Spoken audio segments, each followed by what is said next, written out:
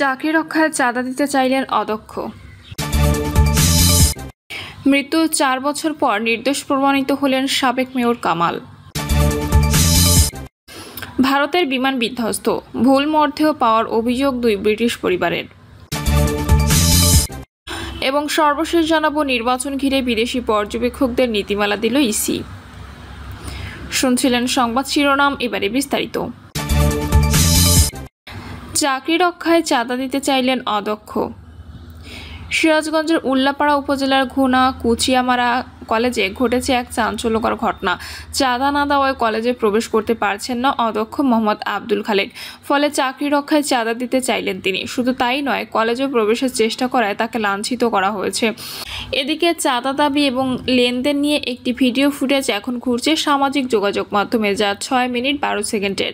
ভিডিওতে দেখা যাচ্ছে অদক্ষ এবং কলেজের ছাত্র সমন্বয়ক শিহাবের মধ্যে টাকার লেনদেন নিয়ে কথা হচ্ছে। ভিডিওতে শিহাবকে বলতে শোনা যায়, আপনি 3.5 লাখের কথা বলেছেন, আমি যেটা বলেছিলাম শেষ পর্যন্ত আপনার অ্যামাউন্ট বাড়াতে হবে। জবাবে অদক্ষ বলেন, আমি 3.5 লাখ টাকাই দেব, 3 লাখের ওপর পারি না। তোমার বাপের জন্য 3.5 লাখ টাকা দেব। এ বিষয়ে অদক্ষ আব্দুল খালেক স্পষ্টভাবে বলেন, বোয়ালিয়া বাজারের একটি হোটেলে তিনি, তার ছোট ভাই এবং এক শিক্ষক উপস্থিত ছিলেন। সেখানেই শিহাব তাদের কাছে 5 থেকে 7 লাখ টাকা দাবি করেন। পরে দিন দরবারে ঠিক হয় 3.5 লাখ টাকা দিলে তাকে কলেজে ঢুকতে দেওয়া হবে। এই চাঁদার বিষয়টি তার ভাষায় বৈষম্য বিরোধী সমন্বয়ক দলের চাহিদা। অদক্ষ আরও অভিযোগ করেন, ভারপ্রাপ্ত অধ্যক্ষ মোহাম্মদ শামীম তাকে দলীয় ট্যাগ দিয়ে বাধা দিচ্ছেন। যদিও তার সাময়িক বরখাস্তের আদেশ এরই মধ্যে বাতিল হয়েছে এবং লিখিত পত্রে বলা আছে তাকে পদত্যাগে বাধ্য করা যাবে না এবং নিয়ম অনুযায়ী বেতন ভাতা প্রদান করতে হবে। কিন্তু বাস্তবে কলেজের মূল ফটকে তালা দেওয়া হয়েছে এবং শামীমের অনুমতি ছাড়া কেউ কলেজে প্রবেশ করতে পারছে না। চাঁদা না দেওয়ায় যখন তিনি আবার কলেজে প্রবেশের চেষ্টা করেন, তখন তাকে বাংলা ইউনিয়ন তাঁতি দলের সভাপতি মঞ্জু মারধর করেন বলে জানান অদক্ষ। তিনি আরও জানান, মারধরের সময় ছাত্র সমন্বয়ক শিহাবও সেখানে উপস্থিত ছিলেন। অদক্ষ শিক্ষিতভাবে জেলা প্রশাসক এবং উপজেলা নির্বাহী কর্মকর্তার কাছে অভিযোগও করেছেন। অন্যদিকে ছাত্র সমন্বয়ক শিহাব বলেন, 15ই আগস্ট কলেজে যে আন্দোলন হয় সেটি সে সময় প্রধান সমন্বয়কের দায়িত্বে ছিলেন এবং তখনই অদক্ষকে সাময়িক বরখাস্ত করা হয়। শিহাবের দাবির পর অদক্ষ বারবার তাকে টাকা দেওয়ার প্রস্তাব দেন এবং আন্দোলনকারীদের মধ্যে অনেকে টাকায় কিনে নেন। ভিডিও নিয়ে শিহাব বলেন, কলেজের শিক্ষক মজনু তাকে এক চায়ের দোকানে ডেকে নেন এবং সেখানেই অদক্ষ এবং তার ছোট ভাই এসে বসেন।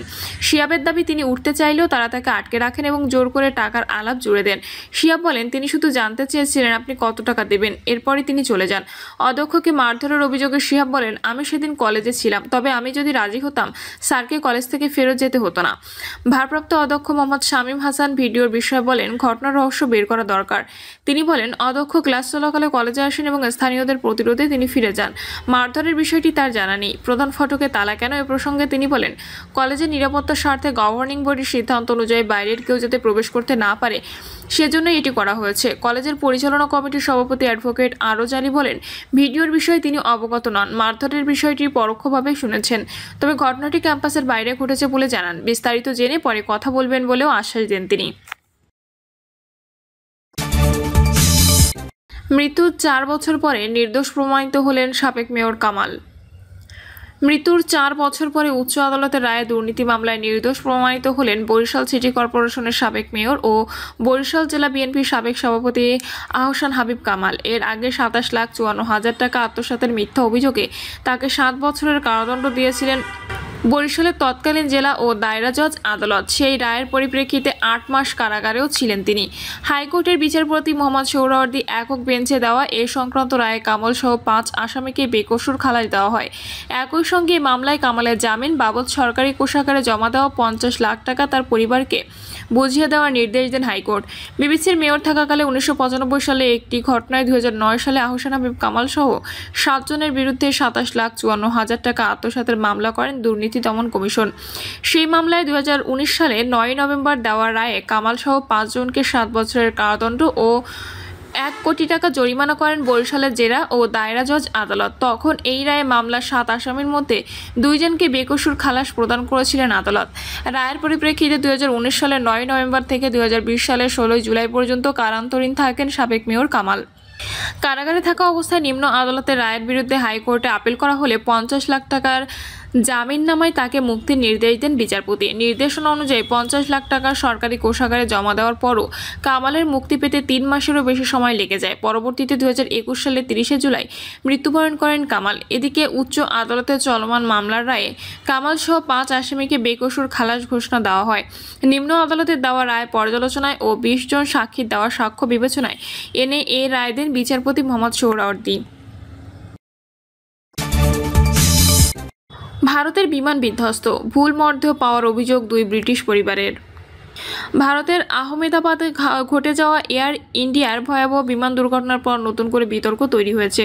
দুর্ঘটনায় নিহত 2 ব্রিটিশ নাগরিকের পরিবার অভিযোগ করেছে তারা নিজেদের স্বজনদের মরদেহের বদলে ভুল মরদেহ পেয়েছেন। ব্রিটিশ পরিবারগুলো আইনজীবী জেমস হিলি জানায়, যুক্তরাজ্যে পাঠানো 2টি কফিনে থাকা মরদেহের ডিএনএ পরীক্ষায় নিশ্চিত হওয়া গেছে সেগুলো সংশ্লিষ্ট পরিবারের সদস্যদের নয়। এতে তারা চরমভাবে হতাশ ও ক্ষুব্ধ। উল্লেখ্য, গত 12 জুন আহমেদাবাদ থেকে লন্ডনের উদ্দেশ্যে রওনা হওয়া এয়ার ইন্ডিয়া ফ্লাইট AI-171 উড্ডয়নের কিছুক্ষণের মধ্যেই মেঘানীনগরের BJ মেডিকেল কলেজ আবাসিক এলাকায় বিধ্বস্ত হয়।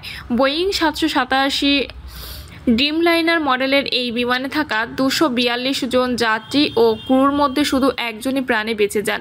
জেমস হিলির বরাতে জানা যায়, দুর্ঘটনার পর অন্তত 12 থেকে 13টি মরদেহ যুক্তরাজ্যে পাঠানো হয়। সেখান থেকে পাওয়া 2টি ডিএনএ মিলে না সংশ্লিষ্ট ব্রিটিশ নাগরিকদের পরিবারের সঙ্গে। এ বিষয়ে টাটা গ্রুপের মালিকানাধীন এয়ার ইন্ডিয়া জানিয়েছে বিষয়টি তারা গুরুত্বের সঙ্গে খতিয়ে দেখছে। তবে এ পর্যন্ত আনুষ্ঠানিকভাবে কোনো মন্তব্য দেওয়া হয়নি।